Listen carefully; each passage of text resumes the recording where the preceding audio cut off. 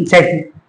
हमारे देश में सोशल मीडिया की जो बीमारी है वो क्या बूढ़े, क्या बच्चे, क्या जवान, सभी लोगों को एक तरफ से लग चुकी है और इस बीमारी का कोई इलाज नहीं है। ये बीमारी लाइलाज है और इसका साइड इफेक्ट देखने को मिलना शुरू हो चुका है। मैं बताना चाहता हूं कि पहले के जमाने में ऐसा कुछ भी नहीं होता था। हम सब अपने आसपास के लोगों से मिल करके बातें करते थे। कोई भी व्यक्ति किसी प्रकार के खतरे में पड़ता था, जोखिम में पड़ता था, तो उसके सब लोग मिलकर के मदद करते थे। किसी के ऊपर कोई फालतू कमेंट्स पास नहीं होते थे और एक दूसरे से भाईचारा बना करके हम लोग रहते थे। आसपास के लोगों के घर में क्या बन रहा है, आपके घर में आज क्या बन रहा है, इतने तक की खबर हो जाती थी। लेकिन आज का दौर, आज का समय जो सोशल मीडिया है, आपके सामने कोई व्यक्ति बैठा हुआ है और आपको जानता है, आप भी उसे जानते हैं, आप दोनों एक दूसरे से बात नहीं करेंगे। हाँ, अगर उसकी पोस्ट सामने दिख गई तो आप उस पर नाइस एंड एल्सम कमेंट जरूर कर देंगे, लेकिन उसके सामने से नहीं बोल देंगे कि आप आज बड़े अच्छे लग रहे हैं। लेकिन क्यों?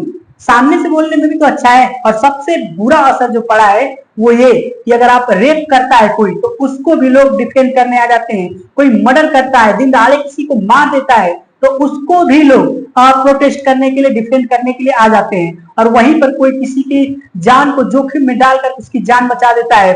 कोई भूखे नंगे गरीब व्यक्ति को खाना दे देता है, कपड़ा दे देता है, किसी का इलाज करा देता है, उसको भी ट्रोल और क्रिटिसिज्म करने के लिए लोग सोशल मीडिया पे हाजिर हो जाते हैं। क्यों?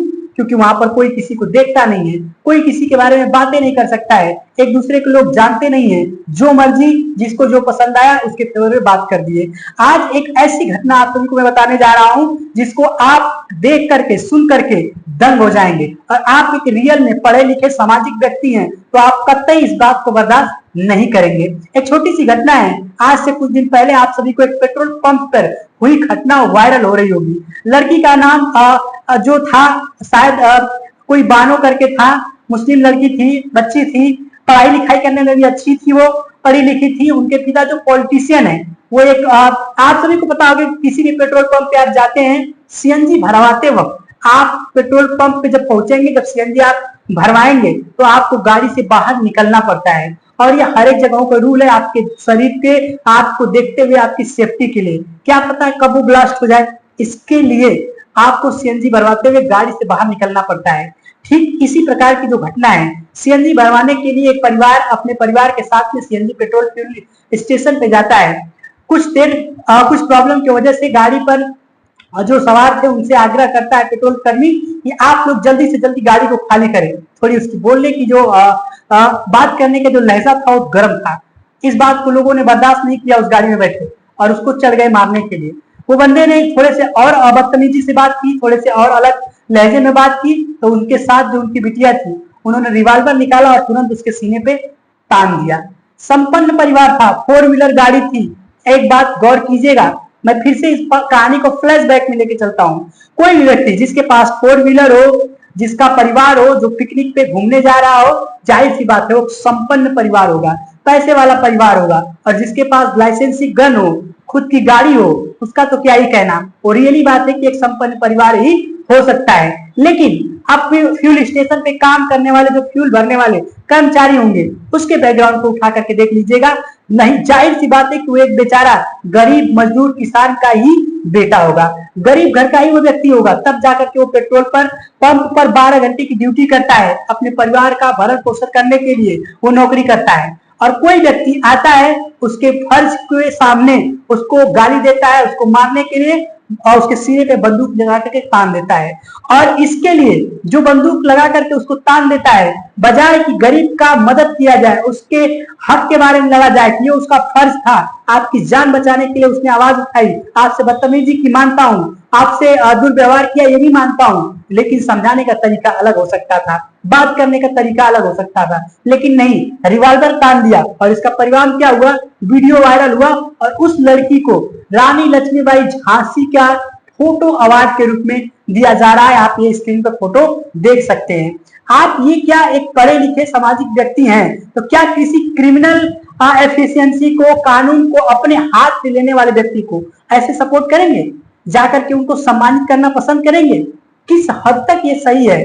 क्या मैं जो शुरू में मैंने जो बोला ये सोशल मीडिया का दौर है, यहाँ पर रेपिस्ट को भी डिफेंड करने वाले, बचाने वाले मिल जाते हैं, मर्डर करने वाले को बाहुबली और उसके वाह भैया करने वाले लोग भी मिल जाते हैं, और अपने आप पर घमंड और गुमान दिखाने वाले, जाति को धर्म के नाम पर ये दिखाने वाले कि ये मेरे धर्म का है, मेरी जाति का है, मुझे इस पे गर्व है, ऐसे कहने वाले, कमेंट पास करने वाले भी लोग मिल जाते हैं। लेकिन क्या आप इस चीज को बर्दाश्त करेंगे? एक गरीब मजदूर व्यक्ति जो अपनी मजदूरी कर रहा है, 12 घंटे की ड्यूटी कर रहा है, और आपकी सुरक्षा के लिए आपको बोल रहा है कि गाड़ी से नीचे उतर जाइए, सीएनजी भरते वक्त गाड़ी ब्लास्ट भी हो सकती है, पूरा का पूरा परिवार साफ हो सकता है। ऐसी दर्जनों घटनाएं हम सबको देखने को मिल चुकी है। लेकिन उसका सिर्फ इतना कहना और थोड़े से दुर्व्यवहार तरीके से बात करना उन लोगों को पसंद नहीं आया, और उसको चढ़ गए मारने के लिए।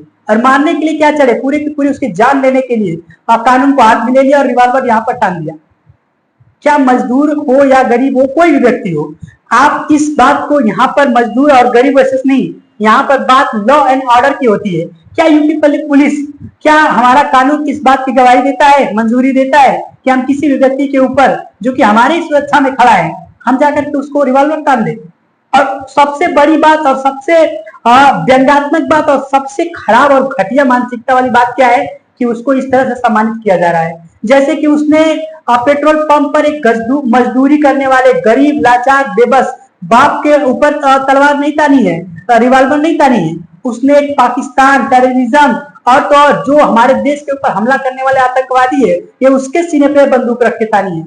ये है फ्यूचर, इसका है सोशल मीडिया का इस्तेमाल। क्या आप इस चीज को मानते हैं? क्या आप इसे सपोर्ट करेंगे? मैं तो नहीं करता हूं सपोर्ट। और इस चीज को जो भी सपोर्ट करता है, जाहिर सी बात है वो गुंडा, बदमाश और उसकी संस्कार बिल्कुल भी सही नहीं होंगे, तब जाकर के उसकी यहाँ से जो बुद्धि है वो सटक गई है। संस्कार नाम की कोई चीज नहीं, लॉ एंड ऑर्डर नाम की कोई चीज नहीं, संविधान का गलत उपयोग करना, अधिकारों का हनन करना और तो और किसी के ऊपर किसी के जानलेवा हमला, हाफ मर्डर जैसा कृत्य कर देना।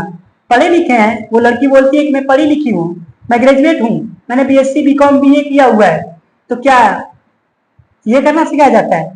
ये कहां तक सही है? आप और ये तो सबसे बड़ा बेवकूफ तो ये हो गया कि उसको अवार्ड, रानी लक्ष्मीबाई जो अपने देश के लिए, हमारे देश के लिए, अपने राज्य के लिए लड़ी थी, दुश्मनों से लड़ी थी, किसी गरीब को जाकर के गला नहीं काटा था, किसी के मजदूर करने वाले किसान को जाकर के तलवार के नोक पर उसको नहीं रख दिया था। अंग्रेजों के खिलाफ उन्होंने मोर्चा खोला हुआ था, उनके ऊपर ऐसे ही कविताएं नहीं लड़ी थी, वो खूब लड़ी मर्दानी थी, वो तो झांसी वाली रानी थी। क्या जमाना आ गया है, आप डिसाइड कीजिए कि क्या ये जो हो रहा है वो सत्य है। बाकी मैं आप सभी के लिए नए नए इसी प्रकार की खबरों और इसके एनालिटिक्स के रूप में लेकर के आता रहूंगा। और आने वाले समय में सरकार के जो अंधे बहरे कान है, बेरोजगार के ऊपर, अलग प्रकार के मुद्दाओं के ऊपर हो रहे अत्याचार, सामाजिक भेदभाव और लोगों के अधिकारों के हनन के ऊपर भी नए नए वीडियो, सॉन्ग के माध्यम से, गाने के माध्यम से, व्यंग्यात्मक शैली के माध्यम से लेकर के आऊंगा। आप मेरा कितना साथ देते हैं, कितना सहयोग देते हैं? अगर आप चाहते हैं कि कुछ बदलाव किए जाए, संस्कार ऊपर जो हमारे देश, हमारा देश महान था, उस महानता को और आगे बढ़ाया जाए, हमारे देश में भाईचारा को उत्पन्न किया जाए, प्रेम और सौहार्द का देश बनाया जाए, लोगों को उनके अधिकार क्या है उसको जागरूक किया जाए, संविधान के पूरे अनुच्छेदों का वर्णन किया जाए और लोगों को जागरूक करके उनके शिक्षित, उनके नौकरी, और सरकार जो अंधी बहरी बनी बैठी है, किसी पे कार्यवाही नहीं हो रहा है, किसी पे खास तरह का जहां पर विकास होना चाहिए सत्ताधारियों को दिखाई नहीं दे रहा है, उन सभी की आंखों को खोलना हमारा काम है। इस पे अगर आप चाहते हैं कि मैं वीडियो बनाऊं तो हमारे चैनल को सब्सक्राइब कीजिए, हमें सपोर्ट कीजिए। मिलते हैं कुछ नहीं और जबरदस्त जानकारी के साथ, तब तक के लिए जय हिंद।